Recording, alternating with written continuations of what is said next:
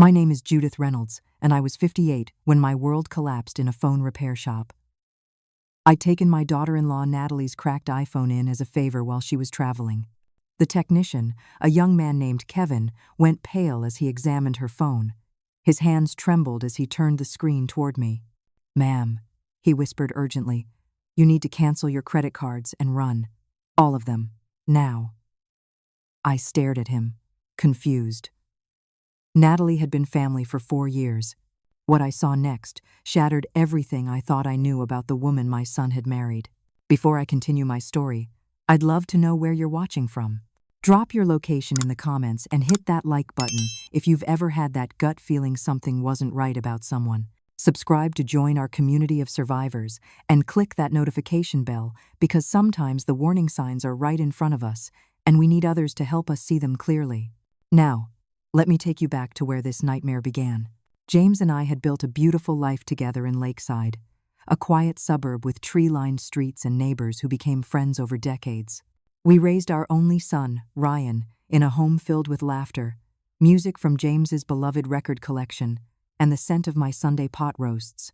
James was a financial advisor with a knack for careful planning, and I taught 3rd grade at Lakeside Elementary for 30 years. We weren't wealthy, but James had invested wisely throughout our marriage, building a comfortable retirement fund and paying off our mortgage early. We had planned to travel during our golden years, maybe buy that cabin in Colorado we'd always dreamed about. Then, 3 years ago, James clutched his chest during our morning walk and was gone before the ambulance arrived. My world imploded. Ryan, who had moved to Seattle for a software engineering job, flew home immediately and stayed with me for 2 weeks. That was when I first met Natalie, his girlfriend at the time. She was everything a mother could want for her son, poised, intelligent, and attentive. With her sleek brown hair always perfectly styled and her tailored clothes, Natalie exuded a sophistication that initially intimidated me. She had graduated from an impressive university on the East Coast and worked in financial consulting, though she rarely discussed specifics of her job. When she spoke about investments or market trends, she used terminology that reminded me of James, and that alone endeared her to me. "Your mother is an absolute treasure, Ryan," she had said during that first visit, helping me sort through James's belongings when Ryan couldn't bear to. "I can see where you get your strength." I remember crying on her shoulder, grateful for this unexpected daughter I never had. When Ryan proposed to her 6 months later, I was overjoyed. Their wedding was small but elegant. Natalie didn't have much family, just a cousin who flew in from California and left immediately after. She explained that her parents had died in a car accident years ago and she'd been raised by an aunt who was now in poor health. I opened my arms and my heart to her, determined to be the mother she'd lost. After the wedding, Ryan and Natalie moved back to Lakeside. They bought a house just 20 minutes from mine, and Ryan continued his software job remotely while Natalie transitioned to what she called private financial consulting. She never specified her clients, mentioning only that she worked with high-net-worth individuals and often needed to travel for work. As the months passed, Natalie became my closest confidant. After losing James, I found myself bewildered by financial matters he had always handled. Natalie stepped in gracefully. "Let me help you organize everything, Judith," she offered one evening over tea. "It's the least I can do, and it's literally my profession." Grateful for her expertise, I shared everything: account numbers, passwords, investment portfolios, insurance policies. She set up online banking on my computer and installed apps on my phone to streamline my finances. When she suggested consolidating some accounts for easier management, I agreed without question. When she recommended granting her access to my accounts in case of emergency, it seemed sensible. This way, if anything happens to you like it did with James, Ryan won't have to struggle with the paperwork, she explained, pushing a document toward me. I signed it, trusting her implicitly. In retrospect, I should have noticed the changes that began about 6 months ago. Natalie became increasingly protective of her phone, taking it even to the bathroom. She started working behind closed doors, lowering her voice during calls. When I dropped by unannounced one afternoon, she seemed flustered, quickly closing her laptop and greeting me with unusual irritation. "Judith, I really wish you'd call before coming over," she said, her smile not reaching her eyes. I was in the middle of a sensitive client situation. I apologized, embarrassed at having overstepped. After that, I always called before visiting. There were other subtle shifts, too. Natalie began suggesting I cut back on expenses. The market's so volatile right now, she cautioned. We should protect your assets. She took over paying my bills to save you the hassle and discouraged me from checking my statements. It'll just confuse you, and I've got it all under control, she assured me. Remember how stressed you got last time you tried to make sense of that investment report? I'd received notifications from my bank about address changes and new account activity, but when I mentioned them to Natalie, she explained them away as system updates she'd implemented to better manage my finances. I'd felt a flicker of unease but dismissed it. After all, this was Natalie, my son's wife, the daughter I'd never had. A week ago, Natalie left for what she called an emergency client meeting in Chicago. She'd been rushing to pack when she dropped her phone, shattering the screen. I can't miss this flight, and I need a working phone in Chicago, she fretted. Judith, would you be an absolute lifesaver and take this to get repaired? I've already backed it up, and there's no password it should unlock with facial recognition for the technician. Happy to help.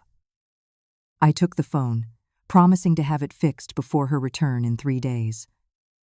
I never imagined that this simple errand would expose the elaborate fraud being perpetrated right under my nose. The bell above the door jingled as I entered TechFix, a small repair shop in our local mall. The place had good reviews online, and the prices seemed reasonable. A young Asian American man with glasses and a name tag reading Kevin greeted me from behind the counter. "Good morning. How can I help you today?" he asked cheerfully. "My daughter-in-law's phone needs a screen replacement," I explained, placing Natalie's iPhone on the counter. "She's traveling for work and asked me to get it fixed before she returns." Kevin nodded, picking up the device. "No problem. Let me take a quick look to confirm. It's just the screen, and nothing internal was damaged in the fall." He pressed the side button, and the phone lit up. Since Natalie had said there was no password, I wasn't concerned when Kevin easily accessed the home screen. He began the standard inspection process, checking for other damage while occasionally swiping through screens. Suddenly, his demeanor changed. His eyebrows furrowed, and he glanced at me with an odd expression before looking back at the phone. His fingers moved more deliberately across the screen now, no longer the casual inspection of a routine repair. "Is everything okay?" I asked.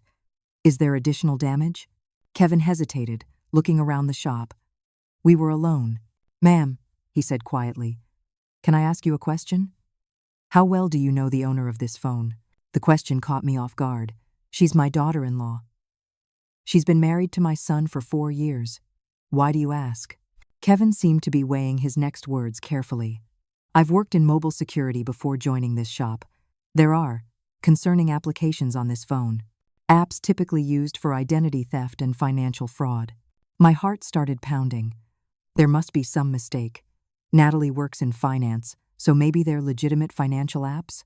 "These aren't legitimate financial applications, ma'am," Kevin said firmly, turning the screen toward me. "This is specialized software for creating fake IDs. And look at these." He swiped to a folder labeled Work Files and opened it to reveal dozens of screenshots of what I recognized as my own financial statements, account numbers, and even a photo of my driver's license. My stomach lurched as Kevin continued scrolling, revealing similar information for several other people I didn't recognize. "And this," Kevin said, opening another folder labeled Projects, "is even more concerning." Inside were multiple photographs of what appeared to be ID cards, all featuring Natalie's face, but with different names: Rebecca Winters, Sophia Geller, Amanda Jenkins, Natalie Carter, the name I knew her by, and several others. Each ID had different information but the same practiced smile I had come to love. "I don't understand," I whispered, my legs suddenly weak. Kevin quickly pulled a stool from behind the counter for me to sit. "There's more," he said grimly, opening the messaging app. He scrolled to a conversation with a contact labeled only M. The messages made my blood run cold. "Old lady completely trusts me now. Natalie, or whoever she was, had written 3 months ago. Have access to all accounts. Estimated net worth around $1. 2M, including the house. Timeline?" The mystery person had responded. 3 more months. Need to liquidate investments slowly to avoid suspicion. Husband clueless as usual. I felt physically ill as Kevin continued to reveal message after message outlining a methodical plan to steal everything I owned and potentially from Ryan as well. "Ma'am," Kevin said urgently, "based on what I'm seeing here, you need to cancel your credit cards and bank accounts immediately. This person is not who you think she is. She's systematically stealing your identity and draining your finances." "But she's family," I protested weakly, even as the evidence stared me in the face. "There must be some explanation." Kevin shook his head. "I worked with a cybersecurity firm before taking this job. I've seen this pattern before. This is a sophisticated operation. These apps," he pointed to several icons, "are used to create fake banking portals. When she shows you your accounts, you're likely looking at mock-ups, not your actual financial information." My mind raced back to all the times Natalie had checked my accounts on her phone, showing me balances that looked right but now seemed suspect. How long had this deception been going on? How much had I already lost? "What should I do?" I asked, my voice barely audible. "First, call your bank and credit card companies. Right now, from my phone, not yours, it could be compromised too. Freeze everything. Then file a police report." Kevin's face showed genuine concern. "I can document what I've found here for evidence. Do you have someone you trust who can help you through this?" "It's going to be complicated." The question hit me like a physical blow. Who could I trust? My son? But what if he was involved somehow? No, I couldn't believe that of Ryan. But then again, I never would have believed this of Natalie either. "My son," I finally said. "I need to talk to my son." "Be careful," Kevin cautioned. "Don't confront your daughter-in-law directly yet. Based on these messages, she's working with at least one accomplice. You don't know how they might react if they realize they've been discovered." Kevin helped me make the initial calls to my bank while I sat in the repair shop's back office, my hands shaking so badly I could barely hold the phone. The bank representative confirmed my worst fears: unusual activity on all my accounts over the past several months, with large sums transferred to accounts I'd never heard of. "Would you like to file fraud claims on these transactions, Mrs. Reynolds?" the representative asked. "Yes," I whispered, the full weight of the betrayal crushing down on me. "All of them." Kevin documented everything he found on the phone, saving screenshots to a USB drive for me. "I'll still repair the screen as requested," he said. "We don't want her to suspect anything when she returns. But please, take these records directly to the police. And be careful, these people are professionals." As I left the shop with the USB drive clutched tightly in my hand, I felt as though I had aged a decade in a single hour.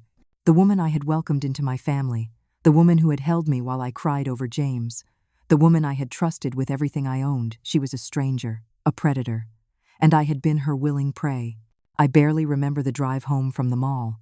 My mind kept replaying fragments of those text messages while simultaneously trying to deny what I'd seen. Maybe there was an innocent explanation. Maybe Natalie was working undercover for some financial crimes unit. Maybe Kevin had misinterpreted everything. But deep down, I knew.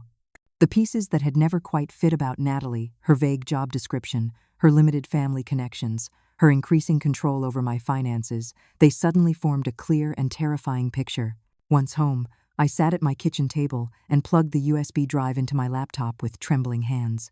Kevin had organized the evidence meticulously, creating folders for financial documents, identity theft materials, and the damning text messages. One screenshot showed a message from 6 months earlier. Target acquired. Widowed mother-in-law with substantial assets and no financial acumen. This one's going to be easy. Tears blurred my vision. I had been nothing more than a target to her. I opened another folder and found spreadsheets tracking my accounts, the real ones, not the fabricated statements Natalie had been showing me. According to these records, my retirement account that should have contained over $600,000 now held less than $120,000. 3 new credit cards had been opened in my name, each maxed out at their $25,000 limits. Most alarming was a document titled Property Transfer with my forged signature, apparently granting Natalie, listed as Rebecca Winters, trustee, the right to sell my home. The document was dated just 2 weeks earlier and appeared to be notarized. I picked up my phone to call Ryan but hesitated. What if he was part of this? The thought made me physically ill, but I had to consider all possibilities. No, I decided. I knew my son. Whatever was happening, Ryan wasn't knowingly involved. Instead, I called the bank again, speaking with their fraud department in more detail. The representative confirmed that power of attorney documents had been submitted 3 months ago, giving Natalie complete control over my accounts. But I never signed that, I protested. The documents appeared to be properly executed, Mrs. Reynolds, the representative explained. They had your signature and were notarized. They're forgeries, I insisted, my shock giving way to anger. I want to revoke any power of attorney immediately. After an hour on the phone with various financial institutions, I had frozen all my accounts, reported the fraudulent credit cards, and initiated fraud investigations. The representatives warned me that recovery would be complicated and potentially lengthy, especially for transactions older than 60 days. I needed to know more about who Natalie really was. With Kevin's warning in mind, I decided to turn to someone with professional investigative skills, rather than confronting her directly. Using the laptop that James had set up, not the newer one Natalie had configured for me, I searched for private investigators in our area and found Diana Reeves, whose website specialized in identity theft and financial fraud cases. I called and explained my situation, deliberately keeping some details vague over the phone. I can meet you today, Diana said, her voice calm but serious. Bring whatever evidence you have. And Mrs. Reynolds? Don't use any devices your daughter-in-law has accessed. They may be compromised. 3 hours later, I sat in Diana's sparse office, the USB drive and my handwritten notes on the table between us. Diana was in her late 40s with short gray-streaked hair and the focused gaze of someone who missed nothing. She reviewed the evidence methodically, occasionally asking clarifying questions. This is sophisticated, she finally said, looking up from her computer. Your daughter-in-law, or whoever she is, knows what she's doing. Can you find out who she really is? I asked. I can start immediately. Diana nodded. But Mrs. Reynolds, based on what I'm seeing here, you should contact the police as well. This goes beyond simple fraud. The level of identity theft and financial manipulation suggests organized criminal activity. Before leaving Diana's office, I asked the question that had been burning in my mind. Have you seen cases like this before? Where someone infiltrates a family this way? Diana's expression turned grim. Unfortunately, yes. There are people who specialize in this type of long con. They identify vulnerable targets, often widows or widowers with assets, and create relationships to gain access to their finances. The level of planning can be extensive, sometimes years in the making. Years? I echoed, thinking of the 4 years Natalie had been in our lives. Some of these operators are extraordinarily patient, Diana confirmed. They know that building trust takes time, but the payoff can be substantial. Your case has many hallmarks of this type of scheme. On the drive home, I made the difficult decision to call Ryan. Whatever was happening, he deserved to know and might be a victim himself. But first, I needed to check something. In my home office, I dug through files until I found the documents Natalie had asked me to sign for emergencies. Reading them carefully now, I realized I had signed over complete financial authority to her. But there was something else, a life insurance policy on me that I had no memory of approving, with Natalie listed as the sole beneficiary for $500,000. The discovery sent a chill through me. This wasn't just about stealing my assets. There was a much darker possibility I couldn't bear to contemplate. My phone rang, startling me. It was Kevin from the repair shop. Mrs. Reynolds? I thought you should know I found something else while repairing the phone. Hidden encrypted files. I managed to access them because she used the same password pattern for several applications. What did you find? I asked, dreading the answer. Records of previous operations, I guess you'd call them. Different names, different cities. And Mrs. Reynolds? There's a man who appears in several photos with your daughter-in-law. Based on the timestamps, these were taken during periods when she was supposedly traveling for work. Can you send me these files? Already added them to the USB drive. But there's something else you need to know. Kevin's voice lowered. I found searches about untraceable poisons and their effects. Recent searches, from the past few weeks. My blood ran cold. This wasn't just about money anymore. It was about our lives. I spent a sleepless night weighing my options. By morning, I knew I needed to tell Ryan everything, regardless of how painful the conversation would be. I texted him asking to meet for lunch, specifying a restaurant we rarely visited somewhere. Natalie wouldn't think to look for us if she somehow monitored his communications. The small Italian bistro was nearly empty when I arrived early, requesting a table in the back corner. My hands wouldn't stop shaking, and I ordered tea just to have something to hold on to. When Ryan walked in, the sight of his familiar face so much like his father's nearly broke me. How could I tell my only child that his wife was a criminal who had targeted our family? Mom, is everything okay? Ryan asked immediately upon sitting down. Your text seemed weird. And why did you want to meet here instead of Marcello's? I'd never been good at hiding my emotions from my son. Ryan knew me too well. There's no easy way to say this, I began, my voice surprisingly steady despite my inner turmoil. It's about Natalie. I've discovered something troubling. Ryan's expression shifted from concern to wariness. What are you talking about? When I took her phone to be repaired, the technician found evidence that Natalie has been stealing from me, certainly, and possibly from you too. I pushed the words out before I could lose my nerve. My son's face flushed with anger. That's ridiculous. How dare you make accusations like that? The technician had no right to snoop through her phone, and you had no right to listen to him. His reaction, while painful, wasn't surprising. Of course he would defend his wife. Ryan, please, just look at what I found before you dismiss it completely. I pulled out my tablet one Natalie had never touched and showed him the files Kevin had recovered. This is crazy, Mom. These could be fake.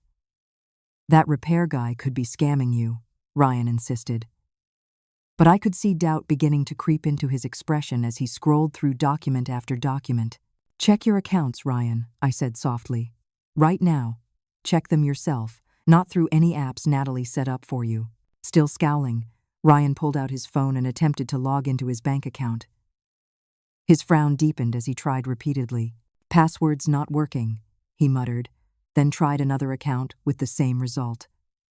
After his third failed attempt, he looked up at me, confusion replacing anger. I'm locked out of everything. When was the last time you personally checked your accounts? Not through Natalie, not through apps she installed, but directly through the bank's website that you accessed yourself. Ryan's silence was answer enough. Like me, he had gradually ceded financial control to Natalie, trusting her expertise. She told me she set up automatic payments for all our bills, he finally said. She handles all that because she's good with money. I haven't actually logged in myself for, I don't know, maybe a year? I slid the tablet closer to him, opening the folder containing the text messages between Natalie and her accomplice. Mom, this can't be, he began, but stopped mid-sentence as he read a particular message. Husband completely under control. Has no idea about second mortgage. Keeps signing whatever I put in front of him. The color drained from Ryan's face.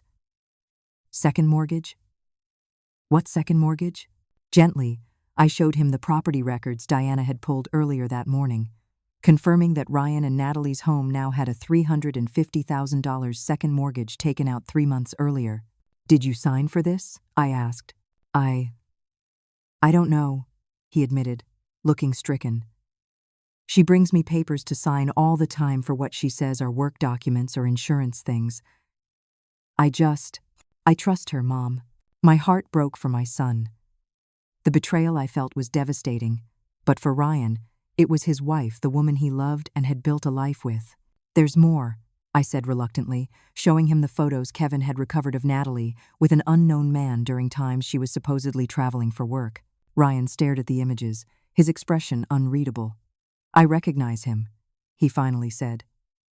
He came to the house once when Natalie thought I was working late. She introduced him as her financial colleague, Mark. I came home early and surprised them. Were they? I couldn't finish the question. No, nothing like that. They were at the dining room table with papers spread everywhere.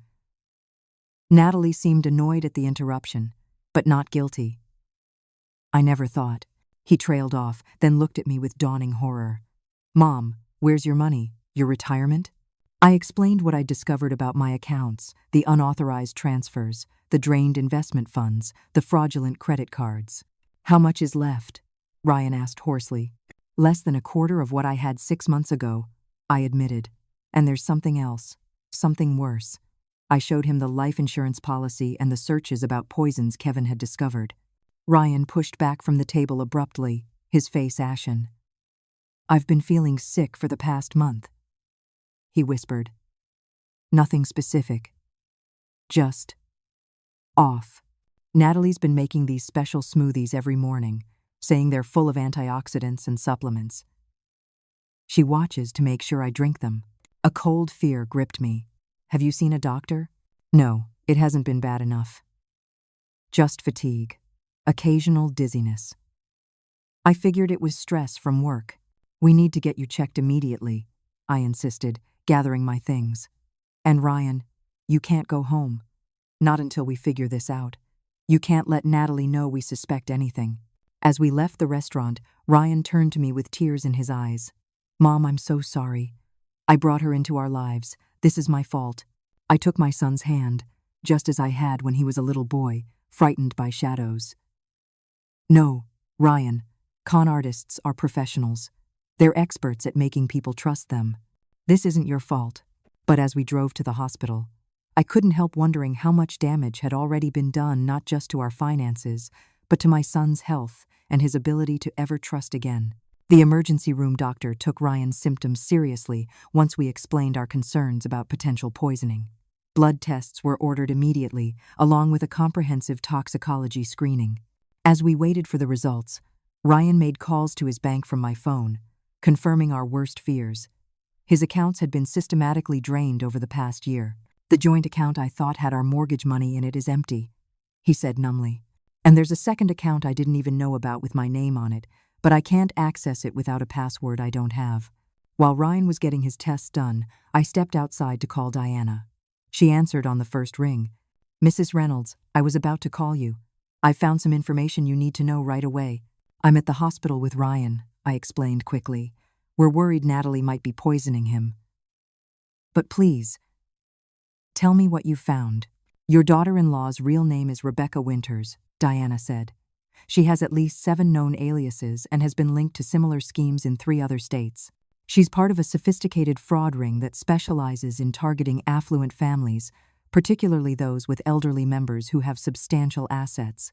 Do the police know about her? I asked. Yes, but she's managed to stay ahead of them by changing identities and jurisdictions. There are open investigations in Florida, Arizona, and Pennsylvania, but no arrests yet. She's careful. She typically disappears before victims realize what's happening, and the money gets moved through so many channels it's nearly impossible to trace. My mind was reeling. What about the man in the photos? Do you know who he is? Mark Winters. He appears to be her actual husband and accomplice. They've been working together for at least 8 years. In previous operations, he typically stays in the background, handling the financial end, while she integrates herself with the target family. So their whole relationship, my son's entire marriage, it was all a setup from the beginning? They targeted us specifically? It appears so, Diana confirmed. Based on the timeline I've pieced together, they likely identified your family shortly after your husband died. The period of grief and financial transition would have made you particularly vulnerable. The realization that Ryan's grief over losing his father had been exploited to introduce this predator into our lives filled me with a rage I'd never experienced before. I've contacted Detective Elena Martinez with the Financial Crimes Unit, Diana continued. She specializes in elder fraud cases and wants to meet with you as soon as possible. This isn't just about your family anymore, Mrs. Reynolds. You could help stop these people from victimizing others. I agreed to meet the detective the next morning, then ended the call as Ryan emerged from the examination room. They're running more tests, he said wearily. But the doctor said there are some unusual markers in my blood work that could indicate low-level poisoning. They're going to check for specific toxins based on what you told them. We decided Ryan would stay with me rather than returning to his house. On the way home, we stopped at a drugstore to pick up a prepaid phone for him, ensuring Natalie couldn't track his regular cell. Back at my house, Ryan and I sat at the kitchen table with Diana's preliminary report, piecing together the extent of the scheme. According to the documents, Rebecca, divided by Natalie and her husband Mark, had pulled similar cons in Jacksonville, Phoenix, and Pittsburgh, each time integrating themselves with families through romantic relationships and then systematically draining their assets before disappearing. In the Pittsburgh case, I read aloud, they took an estimated $1.8 million from the Anderson family before vanishing. The husband died 2 months later from what was initially ruled natural causes, but was later investigated as potential poisoning. By then, they had established new identities in another state. Ryan put his head in his hands. How could I not have seen this? 4 years, Mom. 4 years of my life with someone who was planning to rob us blind and possibly kill us. I reached for his hand. Because she was expertly playing a role, and she chose her target carefully. They look for good people. Ryan trusting people with open hearts. Our capacity for trust is something to be valued, not ashamed of. My words felt hollow even to my own ears. I was trying to comfort my son, but the truth was, I was struggling with the same questions. How had I welcomed this woman into my home, shared family holidays with her, confided my deepest feelings about losing James, all while she was meticulously planning to destroy us? That evening, Detective Martinez called to arrange our meeting and provided an additional disturbing piece of information. My house had been secretly listed for sale 3 weeks earlier, with closing scheduled for the following month. The listing agent had dealt exclusively with Judith Reynolds, clearly Natalie using my identity, and all paperwork had been handled electronically. The house was significantly underpriced for a quick sale, with proceeds to be wired to an account I'd never heard of. They're in the final stages, Detective Martinez explained.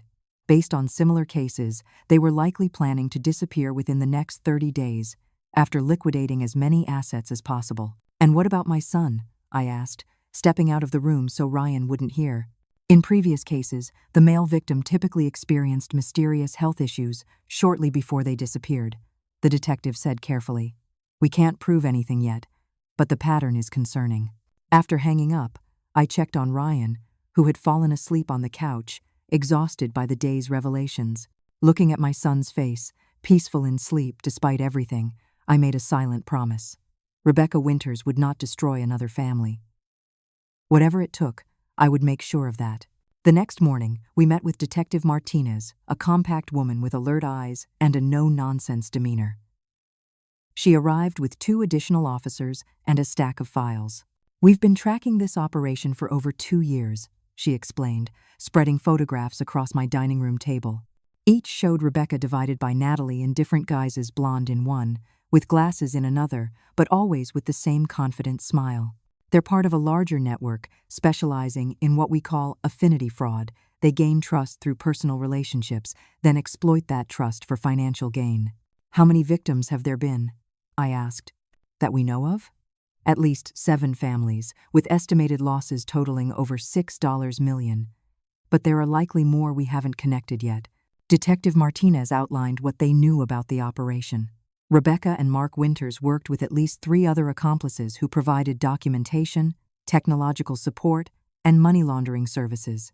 They typically targeted families with recent deaths or major life transitions, inserting themselves through seemingly chance meetings or mutual acquaintances. The poisoning angle is newer, she admitted. We've suspected it in 2 previous cases but couldn't prove it definitively. The toxins they use are subtle and mimic natural illness. By the time anyone thinks to test for them specifically, they've often metabolized out of the system. Ryan, who had been quiet throughout the meeting, finally spoke. So what do we do now? I can't just go home and pretend everything's normal. She'll know something's wrong. Actually, Detective Martinez said, leaning forward. That's exactly what we need you to do. With your help, we can catch them in the act, not just Rebecca, but potentially the entire network. She explained her proposal. Ryan would return home, claiming he'd spent the night at a friend's after having too much to drink. He would act normal while covertly gathering evidence and avoiding anything Natalie prepared for him to eat or drink.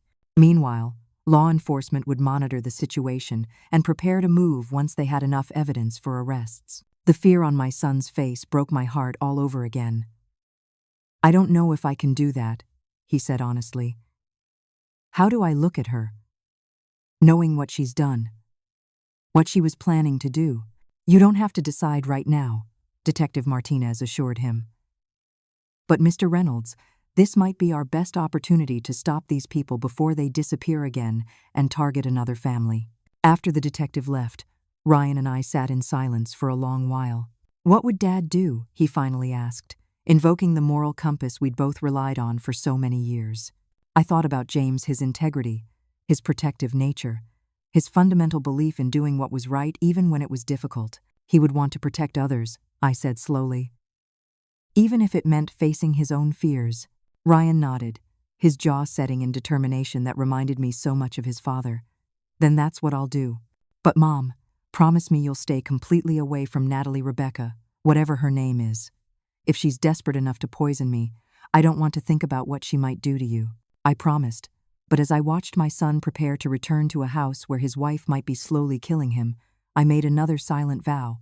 If Rebecca Winters harmed one more hair on my son's head, no force on earth would protect her from a mother's wrath.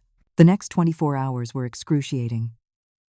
Ryan returned to his home with a rehearsed story about staying at his friend Mike's after having too many beers while watching the game. Detective Martinez had coached him on how to act natural, not too attentive, not too distant, just his normal self despite the turmoil inside. "The key is to give her no reason to accelerate their timeline," the detective explained before Ryan left. "We need time to monitor their communications and gather enough evidence for airtight charges." Ryan had been fitted with a discreet recording device and instructed to place additional cameras in key locations throughout the house. His phone now forwarded all communications to Detective Martinez's team, and a police surveillance unit was stationed nearby, disguised as a utility maintenance crew. Meanwhile, I remained at home with an officer posted outside. "Just a precaution," Detective Martinez had assured me, though the addition did nothing to calm my nerves. Ryan called that evening from the bathroom of his house, speaking in a hushed voice. "She bought the story," he reported. "She seemed annoyed that I didn't call, but not suspicious. She made dinner and seemed angry when I said I'd already eaten at Mike's." "Did you place the cameras?" I asked. "3 so far. Still need to get one in her home office, but she keeps it locked when she's not in there. Be careful, Ryan. Don't take unnecessary risks." "I won't," he promised. The police tech showed me how to clone her phone when she's sleeping. They're hoping to access her communications directly. The waiting was unbearable. I paced my house, checking the burner phone every few minutes for updates from Ryan or Detective Martinez. Diana stopped by briefly to provide additional information she'd uncovered about previous victims, including disturbing details about how the Winters had manipulated an elderly man in Arizona into changing his will shortly before his sudden death. The medical examiner found traces of a rare plant-based toxin in his system during the autopsy, Diana explained. But by then, Rebecca and Mark had vanished with over $2 million from his estate. The poison mimics the symptoms of natural heart failure, especially in older victims with existing health conditions. The information made me physically ill. I thought about James's sudden heart attack 3 years ago. Could they have somehow been involved even then? But no. The timeline didn't fit. Rebecca, divided by Natalie, had entered our lives after James's death. At least that tragedy had been genuine, not manufactured by these monsters. On the second day, Ryan called again, his voice tense with excitement. I got into her office while she was showering. "Mom, there are documents everywhere, financial statements from accounts I didn't know existed, property transfers, even a passport with her photo but a different name. I took pictures of everything I could. The detective says it's good evidence, but still not enough for an arrest warrant." "What about her phone? Were they able to access it?" "Partially. They found messages to someone called M, must be Mark, saying they need to accelerate the timeline because something feels off." "Mom, I think she suspects something." My heart raced. "Ryan, if you don't feel safe, I'll be fine," he interrupted. "The police are right outside.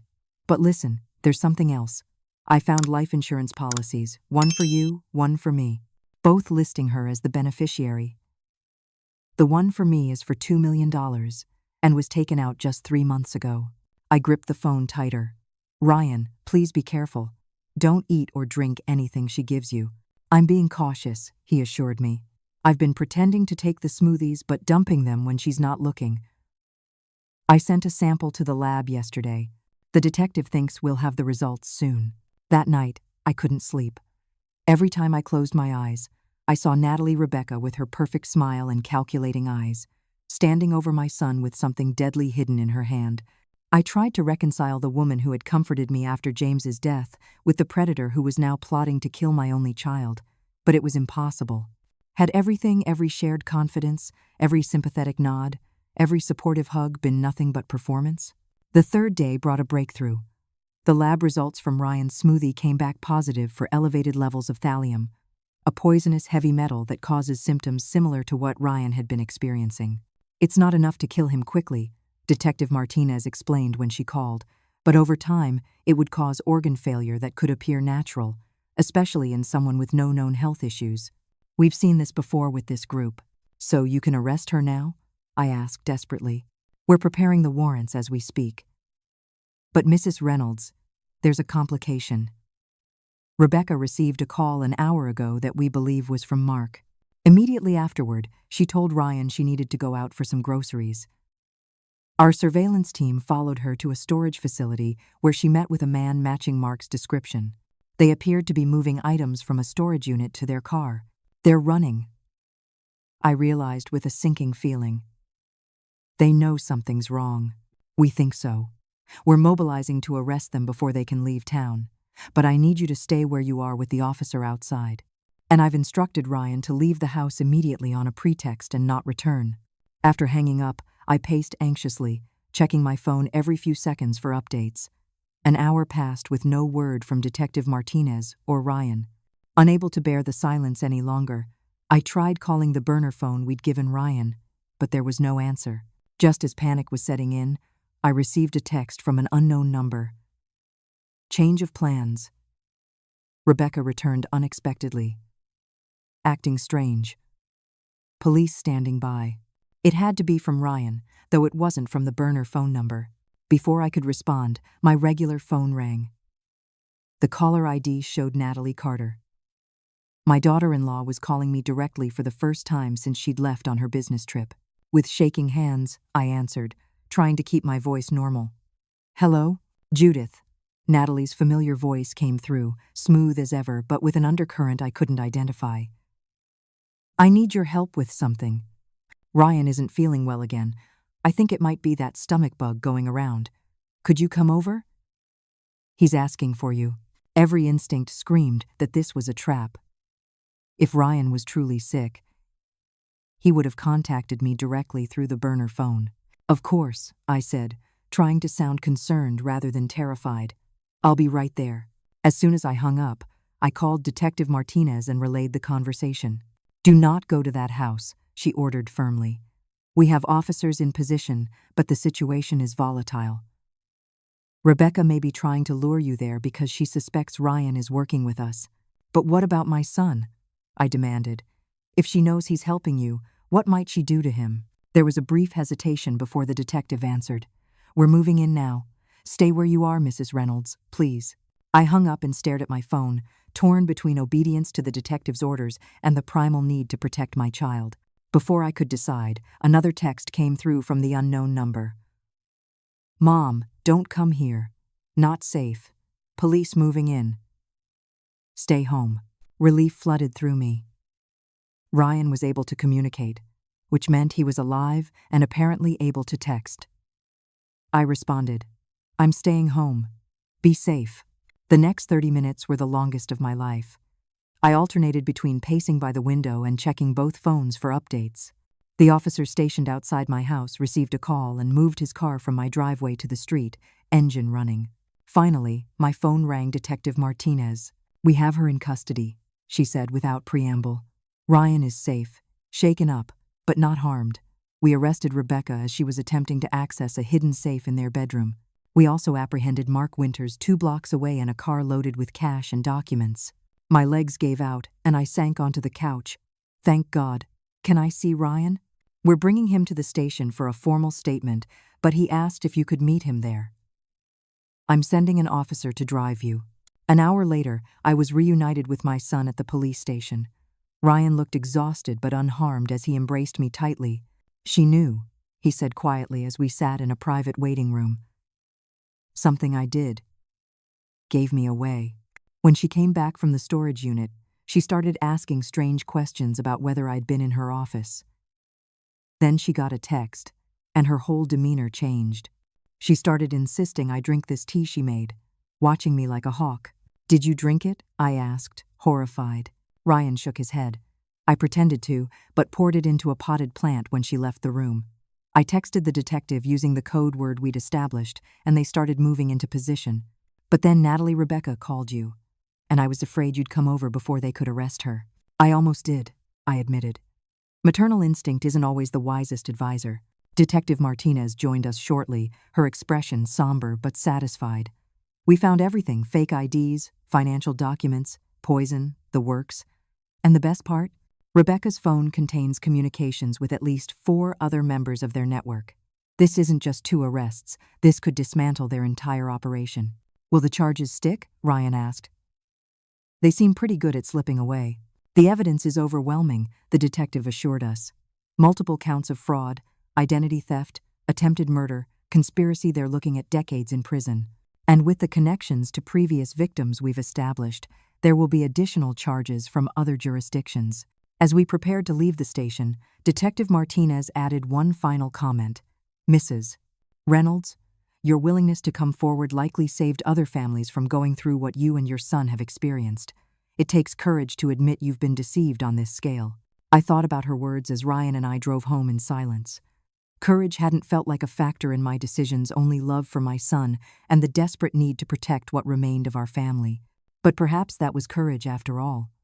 Choosing to face the painful truth rather than clinging to comfortable illusions. 3 days after the arrests, Detective Martinez called to inform us that the prosecutor wanted to record our formal statements. Ryan and I were escorted to the county courthouse, where we were surprised to learn that Rebecca had been brought in for a bail hearing the same day. Is it safe for us to be here? I asked nervously as we were led through security. Absolutely, Detective Martinez assured us. She'll be under heavy guard, and you won't be in the same room during your statements. We spent the morning providing detailed accounts of Rebecca's deception, my discovery at the phone repair shop, the systematic financial fraud, Ryan's poisoning, and the final confrontation. The prosecutor, a stern woman named Judith Collins, nodded approvingly as we spoke.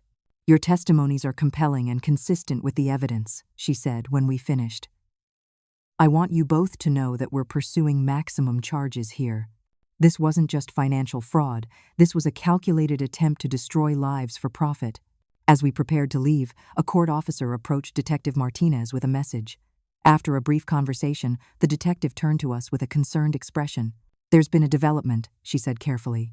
Rebecca is requesting to speak with both of you before her hearing. She claims she has information about additional accounts where your money might be recovered. It's a manipulation, Ryan said immediately. She's trying to get to us. Detective Martinez nodded. Most likely. You're under no obligation to speak with her. I exchanged glances with Ryan, seeing the same conflict in his eyes that I felt. The possibility of recovering more of our stolen assets was tempting, but at what emotional cost? If we do this, I said slowly, we'd need certain guarantees. She would be restrained, security present at all times, and we could end the conversation at any point. All of that can be arranged, Detective Martinez confirmed. And I would be in the room with you. After a private discussion, Ryan and I agreed to the meeting, preparing ourselves emotionally for coming face-to-face with the woman who had so thoroughly betrayed our trust. The conference room was small and stark, with a table bolted to the floor and cameras in the corners. Rebecca was already seated when we entered, her hands cuffed and secured to a chain around her waist. She wore an orange jumpsuit that contrasted sharply with the elegant clothes she'd always favored as Natalie. Her hair was pulled back severely, and without her usual makeup, she looked older and somehow smaller. For a moment, no one spoke. I studied her face, searching for some sign of the warm, caring woman who had held me while I cried over James, who had sent me thoughtful birthday cards and remembered my favorite flowers. But the person across the table was a stranger, her eyes calculating even now.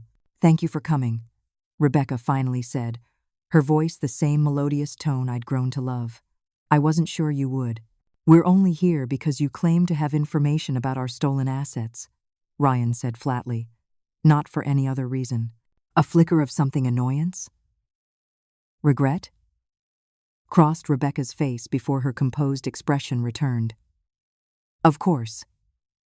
Business first. Then." She leaned forward slightly. "There are offshore accounts that the police haven't found yet. Accounts with significant portions of your money, Judith. And you're suddenly willing to tell us about these out of the goodness of your heart?" I couldn't keep the bitterness from my voice. Rebecca smiled faintly. "Let's call it a gesture of goodwill that might be remembered when sentencing recommendations are made." Detective Martinez, who had been standing quietly against the wall, stepped forward. "Any cooperation would be noted by the prosecutor, but I should caution you that the charges are substantial. We're talking decades, not years." "I'm well aware," Rebecca replied coolly. "But every bit helps, doesn't it?" She returned her attention to us.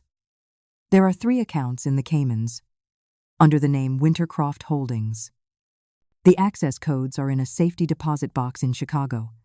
I'm willing to provide the bank information and the key location." "Why should we believe anything you say?" Ryan demanded. "Your entire relationship with us has been a lie from day one." For the first time, Rebecca's composure faltered slightly. "Not everything was a lie, Ryan. There were moments, real moments." The audacity of this claim sent a surge of anger through me. "Like when you were poisoning my son. Were those real moments?" Rebecca's eyes flicked to mine, then away. "Business and personal sometimes get complicated in my line of work." "Your line of work is destroying families," I said, my voice shaking with rage. "How many others were there before us? How many lives have you ruined?" "I provide a service," Rebecca said with a shrug that made my blood boil. "I give lonely people companionship, connection. Some would argue they get fair value for their money." Ryan slammed his palm on the table, making Rebecca flinch. "You were going to kill us. How is that a service?" Detective Martinez moved closer, a warning hand on Ryan's shoulder. But he shrugged it off. "I want to hear her say it," Ryan insisted, his eyes locked on Rebecca's. "I want to hear you admit what you were doing to me with those smoothies." Rebecca's face hardened, the pretense of cooperation evaporating. "You want a confession? Fine. The thallium was Mark's idea, not mine. I would have preferred something quicker, less detectable. And for what it's worth, I argued for leaving your mother alone entirely. She wasn't part of the original plan. But when we realized how much she trusted me with her finances after James died, it was too good an opportunity to pass up." "James," I repeated, a new horror dawning. "Did you? Were you involved in my husband's death?" For the first time, Rebecca looked genuinely surprised. "No, that was pure luck for us, not for you." We had identified Ryan as a potential target months earlier. His profile fit perfectly: only child, good income, strained dating history, close to his parents. When his father died suddenly, it created the perfect opening. Grief makes people vulnerable, less questioning. The calculated coldness of her assessment made me physically ill. She had watched our family's suffering and seen not human pain, but a business opportunity. "How can you live with yourself?" I whispered. Rebecca leaned back, studying me with something almost like curiosity. "The same way most people do, Judith. I focus on what I want and take steps to get it. I'm just more direct about it than most." "By lying, stealing, and poisoning innocent people," Ryan said flatly.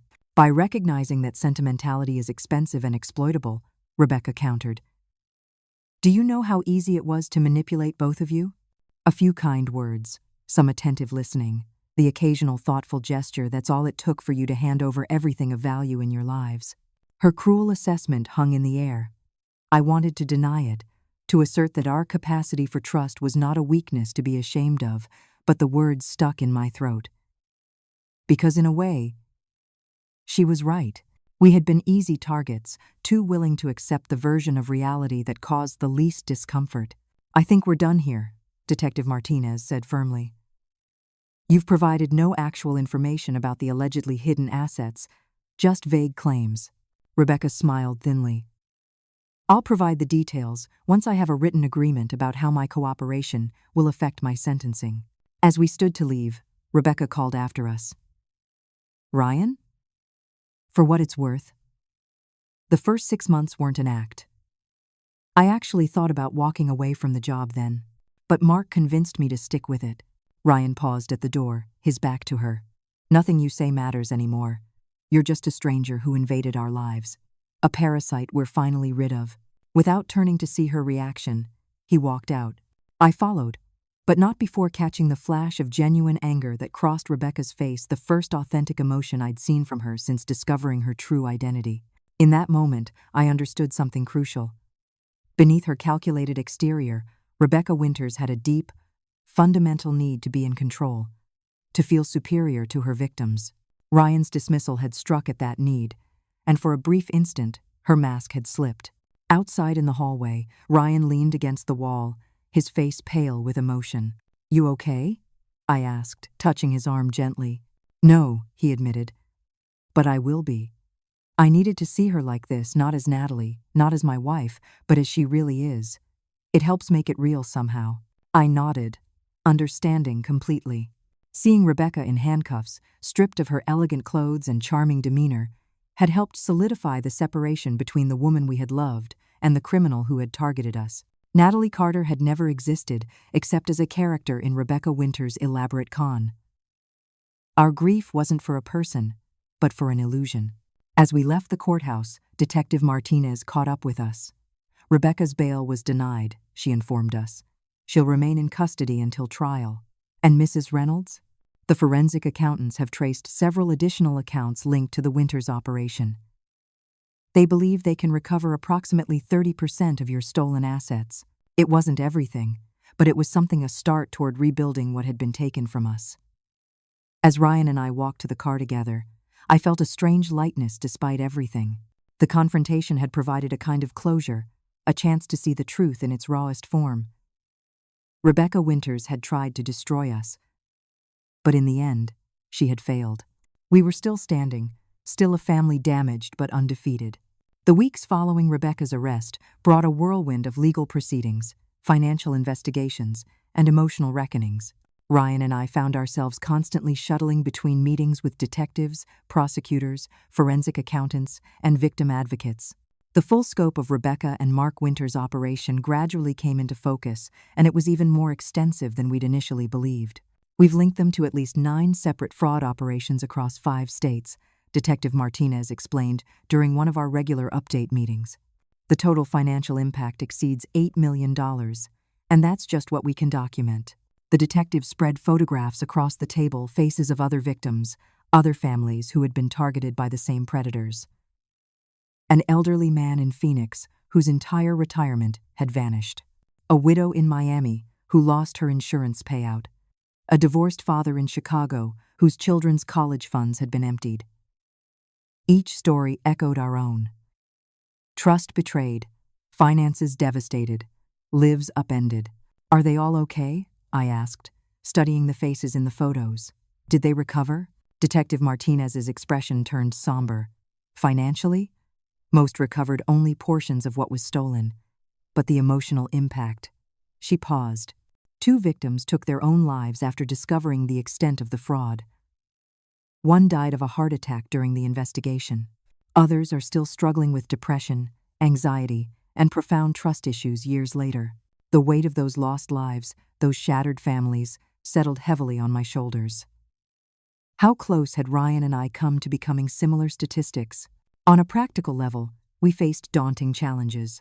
The forensic accountants had managed to freeze several accounts connected to Rebecca and Mark, but much of our money had already been moved through multiple shell companies and offshore accounts, making recovery difficult. My retirement savings were largely gone. The house was still technically in legal limbo due to the fraudulent property transfer, and Ryan's credit had been so thoroughly destroyed that he couldn't even rent an apartment without a co-signer. "It's like she erased our financial existence," Ryan observed bitterly as we left another frustrating meeting with the bank. 4 years of planning, all leading to this moment when we'd have nothing. We were staying temporarily in a rental condo paid for by victim services funds, a small, impersonal space that felt nothing like home but offered safety and stability while we sorted through the wreckage of our lives. Ryan had taken a leave of absence from work, finding it impossible to focus on coding while dealing with the constant demands of the investigation and his own emotional trauma. The psychological impact was perhaps the most difficult aspect to navigate. Ryan alternated between rage and despair, sometimes breaking down in the middle of ordinary activities when the reality of the betrayal hit him anew. I would find him staring at wedding photos, studying Rebecca's face, as if searching for some visible sign of her true nature that he had missed. "I slept beside her for 4 years," he said one evening, his voice hollow. "I shared my dreams, my fears, everything with her. How could I not have known? Because she was trained to ensure you didn't know," I reminded him gently. "This is what she does professionally. Her job was to make you believe in her, and she had years of practice." My own healing process was complicated by the dual nature of the betrayal I had experienced. Not only had I lost the daughter-in-law I thought I had, but I had also been forced to confront my own vulnerability as an aging widow. The independence I had prized had proven largely illusory. I had simply transferred my dependence from James to Natalie without recognizing the shift. Working with a therapist specializing in trauma and financial abuse helped somewhat, though I often left sessions emotionally exhausted. Dr. Levinson encouraged both Ryan and me to acknowledge our feelings of violation rather than trying to suppress them. "What you're experiencing is similar to the grief process," she explained, "but complicated by betrayal trauma. You're mourning not just financial losses, but the relationships you thought you had. Give yourselves permission to feel angry, to feel foolish, to feel whatever emotions arise." 6 weeks after the arrests, the prosecutor called us in for a meeting. Judith Collins was a formidable woman in her 50s with sharp eyes and a reputation for relentlessness in elder fraud cases. "Rebecca Winters is offering a full cooperation agreement," she informed us.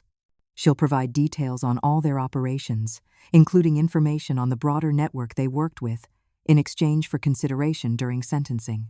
"How much consideration?" Ryan asked tensely. "Instead of the potential 60 years she's facing, she'd serve a minimum of 25 before possibility of parole. Mark Winters would serve 35. I considered the numbers. 25 years. Rebecca was 32 now. She would be in her late 50s before she had any chance of freedom. The prime of her life would be spent behind bars. What do you recommend?" I asked. Prosecutor Collins leaned forward. "From a practical standpoint, her cooperation could help us dismantle a significant fraud network and potentially recover more of your assets. It could also help provide closure for other victims." She paused. "But this needs to be your decision. You and the other victims are the ones who have to live with it."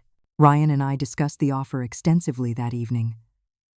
Part of me wanted Rebecca to serve every possible day in prison, to experience the full consequence of her actions. But another part recognized the potential value of her cooperation not just for us, but for other families who had been victimized. "I keep thinking about what Dad would say," Ryan mused as we sat on the balcony of our temporary home. "He was always so practical about things. He would look at the bigger picture." I agreed, remembering James's thoughtful approach to difficult decisions. 25 years is still a significant sentence. The next day, we informed Prosecutor Collins that we would support the cooperation agreement. 2 days later, Rebecca provided detailed information about multiple offshore accounts, leading to the freezing of over $3 million in assets connected to their fraud network. The recovery process was painstaking and incomplete. By the time all legal proceedings concluded 8 months later, I had recovered approximately 40% of my stolen assets, enough to provide basic security but not the comfortable retirement James and I had planned. My house was eventually returned to me after the fraudulent transfer was invalidated, though the process took nearly a year of legal battles. Ryan's financial recovery was even more challenging. The home he had shared with Rebecca was ultimately foreclosed upon, as the mortgage had fallen into default during the investigation. His credit would take years to rebuild. But perhaps most damaging was his emotional state. The carefree, trusting young man I had raised had been replaced by someone more cautious, more guarded, especially around new people. "Do you think you'll ever get married again?" I asked him once, nearly a year after Rebecca's arrest. "I don't know, Mom," he answered honestly. "Right now, I can't imagine trusting anyone enough to even consider it. Maybe someday, but I'd need to be so sure." He left the thought unfinished, but I understood. The capacity for trust that Rebecca had exploited so ruthlessly had been fundamentally damaged. The same was true for me. I found myself questioning the motives of everyone: the friendly bank teller, the helpful neighbor, the charming man who asked me to coffee after meeting at a community event. The ease with which I had previously moved through the world had been replaced by a wariness that was both protective and isolating. Yet amid the challenges, there were unexpected sources of support. Kevin from the phone repair shop testified at both preliminary hearings and the eventual plea proceedings, providing crucial evidence about the discovery of Rebecca's true identity. He checked in periodically, offering technical assistance as I rebuilt my digital life with more secure practices. Detective Martinez became not just an investigator but an advocate, connecting us with resources and support groups specifically designed for victims of complex fraud. She invited me to speak at a fraud prevention workshop for seniors, where sharing my experience proved cathartic and gave purpose to my pain. Most surprisingly, several of Rebecca and Mark's other victims reached out after learning about our case. We formed an informal support network, sharing advice on recovery processes and providing emotional encouragement through the darkest moments. These connections, built on shared trauma but focused on healing, became a lifeline during the most difficult days. As the legal proceedings finally concluded with Rebecca and Mark's sentencing, Ryan and I stood outside the courthouse, squinting in the bright sunshine. "It's over," Ryan said, though his tone suggested he didn't quite believe it. "The legal part is," I agreed.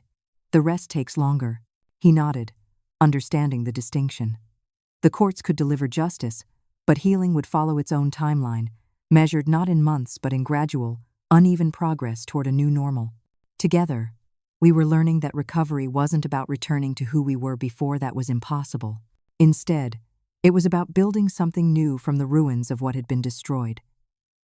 Something perhaps less naive, but potentially stronger for having been tested so severely. As we walked to the car, Ryan surprised me by taking my hand, just as he had as a little boy crossing the street. In that simple gesture, I felt a flicker of hope, a reminder that while Rebecca Winters had taken many things from us, she had not managed to destroy the bond between mother and son. That, at least, had survived the storm. 1 year after Rebecca Winters' sentencing, I stood in the kitchen of my new home, a modest, single-story house in a quiet neighborhood across town from my previous residence. The move had been both practical and symbolic. The smaller house required less maintenance and was more manageable on my reduced finances. But more importantly, it represented a fresh start, a space untainted by deception and betrayal. The kitchen window overlooked a small garden I had planted that spring: tomatoes, basil, and marigolds, in cheerful defiance of everything that had been lost. I was brewing coffee for the support group meeting I now hosted monthly, a gathering of fraud survivors sharing their journeys of recovery. "Need any help, Mom?" Ryan called from the living room where he was arranging chairs in a circle. At 35, my son had gradually found his footing again. He had returned to work full-time 6 months earlier and recently received a promotion. The shadows beneath his eyes had faded, and glimpses of his old humor occasionally broke through the wariness that had become his default state. "I think we're all set," I replied, arranging cookies on a plate. "How many are we expecting today?" 8, confirmed, including that new referral from Detective Martinez, the woman from Scottsdale whose financial advisor turned out to be running a Ponzi scheme. Our support group had started informally, just Ryan, myself, and 2 other victims from Rebecca's case. Over time, it had expanded to include anyone recovering from significant financial betrayal. We weren't therapists, but we offered something equally valuable: understanding from people who had walked the same difficult path. The doorbell rang, and Ryan went to answer it. I heard the murmur of voices, then familiar faces appeared. Martin, an elderly widower who had lost his farm to a fraudulent investment scheme. Sophia, a divorced mother whose ex-husband had stolen her identity. Kevin, the phone repair technician whose vigilance had exposed Rebecca's true identity. Kevin wasn't a victim himself but had become a valuable ally, offering technical guidance on digital security and occasionally speaking at our fraud prevention workshops.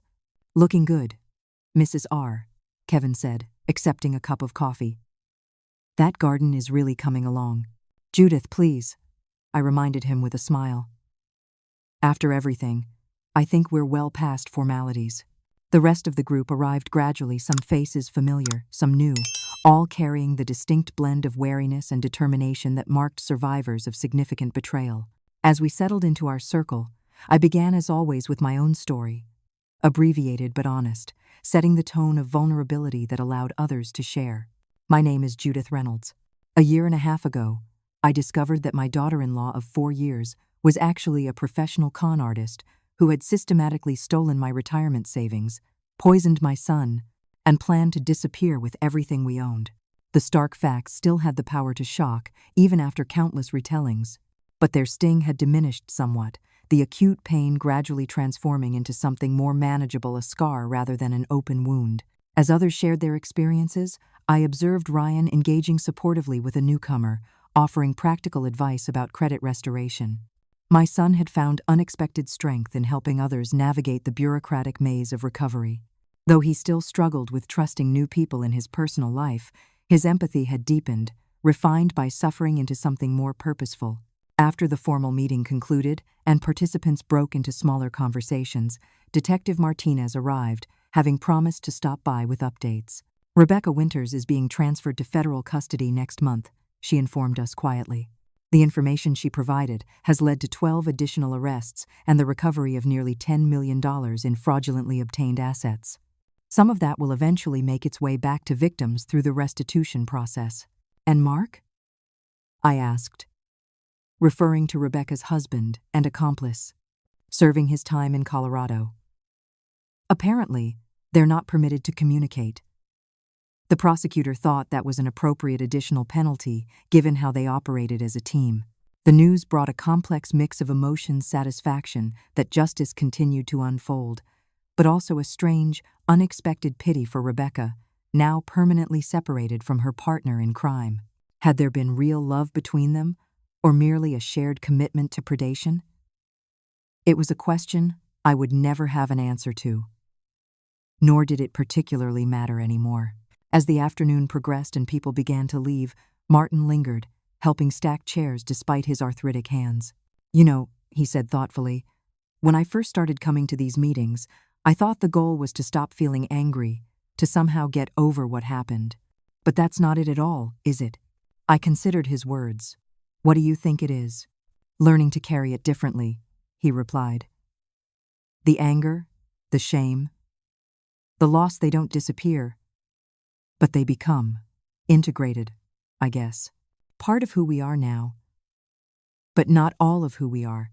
His insight resonated deeply. I had spent months in therapy trying to overcome the trauma of Rebecca's betrayal, as if recovery were a mountain to be conquered.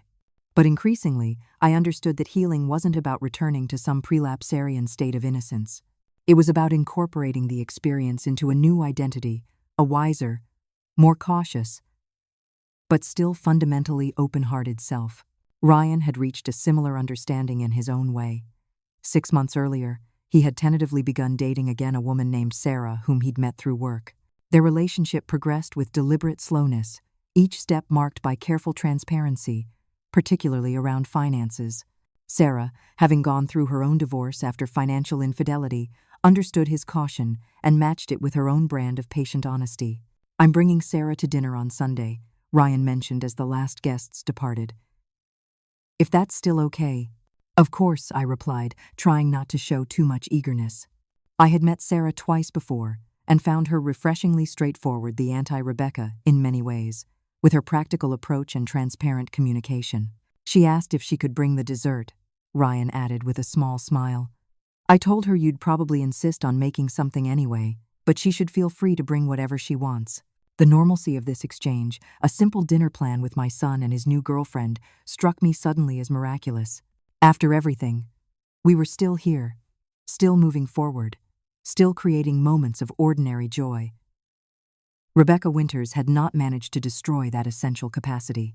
Later that evening, after Ryan had gone home, I sat on my small patio watching fireflies illuminate the gathering dusk. I thought about the journey of the past 18 months, the devastating discovery in the phone repair shop, the gradual unraveling of Rebecca's elaborate deception, the painstaking process of rebuilding what had been broken. The financial recovery remained incomplete. I had adjusted to a simpler lifestyle, accepting that some material losses were permanent. The emotional recovery, while progressive, still had difficult days, moments when trust felt impossible, when vulnerability seemed foolish, when the shadow of betrayal darkened otherwise sunny moments. Yet sitting in my garden as twilight settled, I felt a quiet contentment that would have seemed unimaginable in the raw aftermath of Rebecca's arrest. I had learned painful but valuable lessons, that trust must be balanced with verification, that love should not preclude prudence, that predators count on our reluctance to appear suspicious or ungrateful. But I had also learned that caution need not harden into isolation, that wariness could coexist with openness, that connection remained possible even after the most profound betrayal. Through the support group, through my strengthened bond with Ryan, through new friendships forged in the crucible of recovery, I had discovered that the human capacity for resilience is as powerful as our capacity for trust and far more difficult to exploit. My phone chimed with a text message from Detective Martinez. "Thought you'd want to know 2 more victims contacted us today after seeing your interview. Your story is helping others come forward." I smiled at the message, thinking of the television interview I had nervously agreed to the previous month. Speaking publicly about being deceived had been terrifying, exposing vulnerabilities I would once have kept private. But the thought that my experience might save others from similar pain made the exposure worthwhile. As darkness fell completely, I gathered my courage for one final task I had been postponing. Opening my laptop, I navigated to the online album of family photos I had avoided for months. There she was, Rebecca, as Natalie smiling from countless images. Family holidays, Ryan's birthday celebrations, casual Sunday brunches, her arm around my shoulders as we cooked together, her face pressed against Ryan's in their wedding photo. I had been avoiding these images, finding them too painful to confront. But tonight, I methodically created a new folder titled Before, moved all photos containing Rebecca into it, and then tucked the folder away in archived storage, not deleted, but no longer part of my active digital life. The past couldn't be erased, and attempting to pretend it hadn't happened would only create a different kind of deception. Better to acknowledge it, learn from it, and then gently set it aside to make room for whatever came next. As I closed my laptop, I felt a sense of having crossed an important threshold. Rebecca Winters had entered our lives as a predator disguised as family.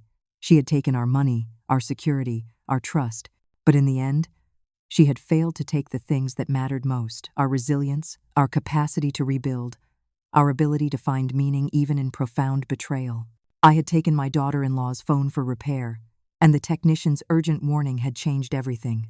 But the true revelation hadn't been about Rebecca, it had been about us, about our strength to face the painful truth and survive it. Have you ever experienced betrayal by someone you trusted completely? How did you rebuild your life and your ability to trust afterward? Share your story in the comments. Your experience might help someone else recognize warning signs or find hope in their own recovery journey. And if this story resonated with you, please like, subscribe, and share it with someone who might need to hear that healing is possible, even after the most devastating betrayal. Thank you for listening, and remember, trust your instincts. They're often trying to protect you even when your heart wants to believe the best in others.